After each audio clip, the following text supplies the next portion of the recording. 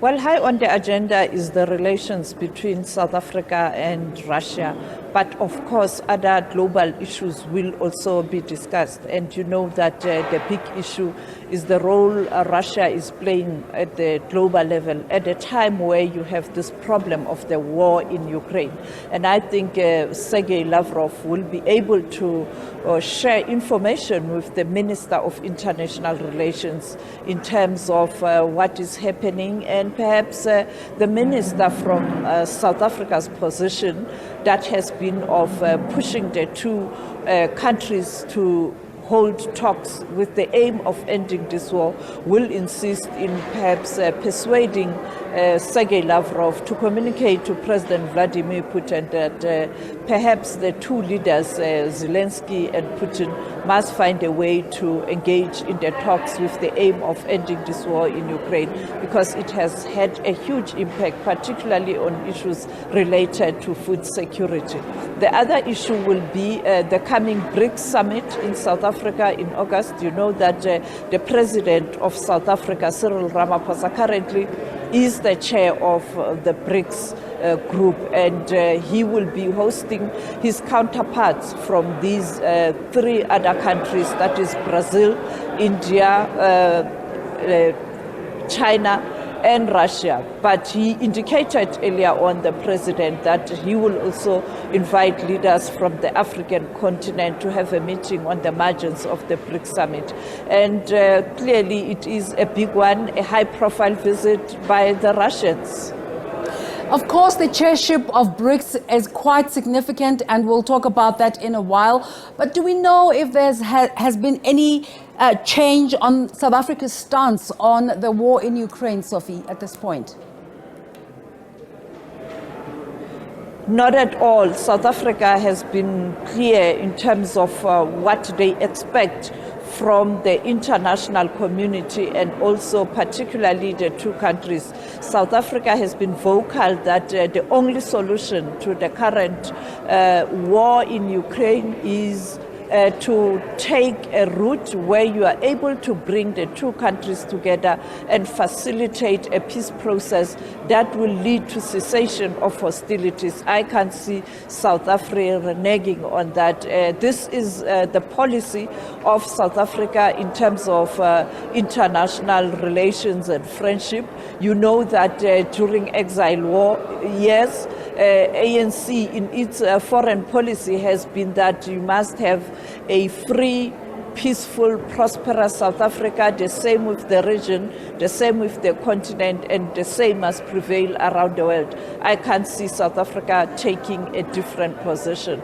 But I think for many also, people would want to find out from Minister Naledi Pandor and Foreign Affairs Minister of Russia, Sergei Lavrov, on the issue of the exercise of the two BRICS member countries, that is China and Russia, that is expected to take place in the Indian Ocean next month. You know that the minister, when she was speaking to the media at Davos last week, she pointed out that this is not the first time, this is not new, and they will continue to do that with other countries as well. As we have witnessed previously with the Americans. There has been a relationship between the South African military and the Americans, and therefore Minister Naledi Pandor is quite firm on that issue.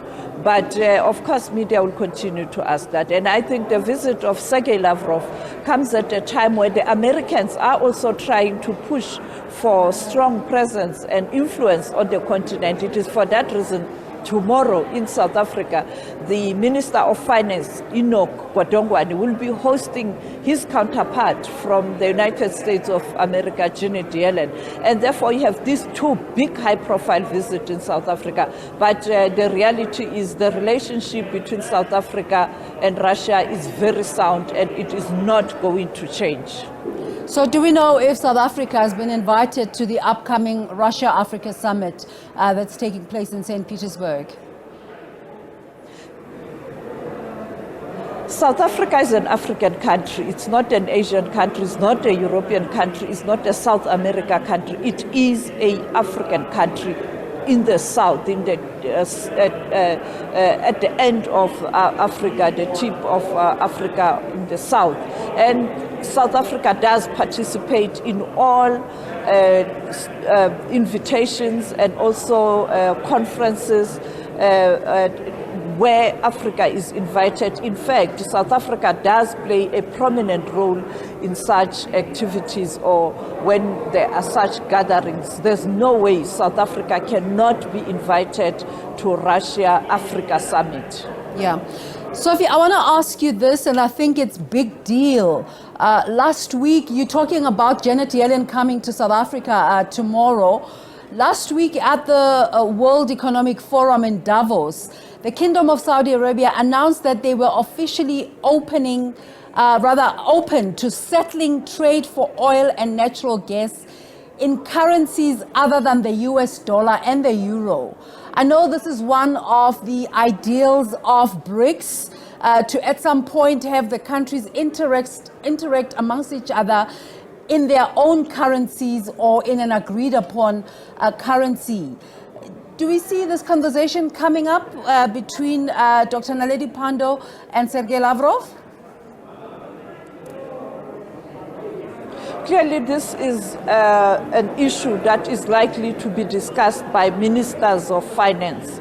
That is Inoko Dongwane and perhaps the Minister of Finance of Russia or Treasury in Russia, because this has got to do with the currency. But maybe in passing they may discuss that, because this issue is going to be high on the agenda of the BRICS Summit, where the leaders at heads of state level will have to take a decision. But of course there's that push to form a new balance of force, a new economic powerful bloc, and this will be anchored on the platform of BRICS. You know that Saudi wants to join BRICS.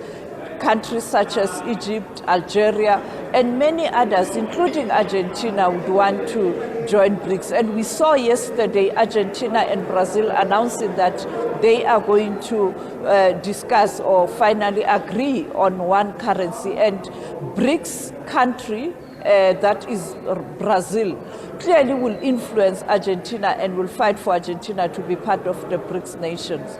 The same with China. It might have a soft stand for Saudi Arabia. We saw the president of China, Xi Jinping, visiting Saudi Arabia, and it was such a huge state visit. You could see that there are strong relations building, and you then can be able to judge that where we are going in terms of the global politics, and South Africa in the mix, and particularly because we are being trusted by all these countries within BRICS nations, and therefore we as a country are able to navigate whatever is being put on the table to ensure that this doesn't affect us negatively, but we are part of these groups. And I think we can look forward to hear what's likely to happen.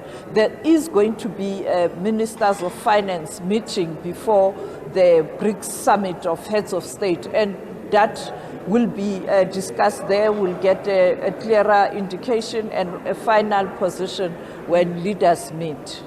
Just in terms of trying to read into South Africa's foreign policy, what should ordinary South Africans be making of a visit by high-ranking officials from both Russia and the US one day after the other? You know, the good thing is that South Africans are engaging on this topic. I mean, when you look at what's on social media, on SABC digital platform where we reach the whole world, you can see people are responding to stories that we covered in terms of the preview of Sergei Lavrov's visit to South Africa and a preview on the visit of Janet Yellen from the United States of America. South Africans, you have those who are saying we have to strengthen our relations with Russia, and if needs be, we must take or buy oil from Russia because it's cheaper at a time where the world is scrambling for energy supply. And others are saying we cannot be associated with Russia Russia that has invaded Ukraine. But you know, in any country you have different views and different policies. Even political parties in South Africa have different views. I mean, the EFF, the ANC, the South African Communist Party are supporting the Russian Federation because of the relationships when it was still a USSR. And now you also have the DA on the other hand and other parties who are very critical about this relationship, and therefore South Africa are engaged on this topic. I have no doubt that during the day the discussions and the debate is going to escalate because behind me you have journalists sitting here. There are so many journalists, huge interest. I always come here because of the nature of my job. Sometimes you have very few journalists covering international relations, but today you have a number of journalists, both local and international, and therefore there's huge interest in this story, and the same with ordinary South Africans. And not only in South Africa, on the continent, as you know that SABC, we reach 50 African countries on digital platform. We are all over the world. People are talking, people are engaging me when I constantly give updates on social media, and therefore it is a huge international story. Just a quick one, Sophie, the program today, what can we expect, how can we expect it to pan out? We expect Foreign Affairs Minister Sergei Lavrov to arrive at 10 o'clock. And there's going to be a photo op. You will get a glimpse of him.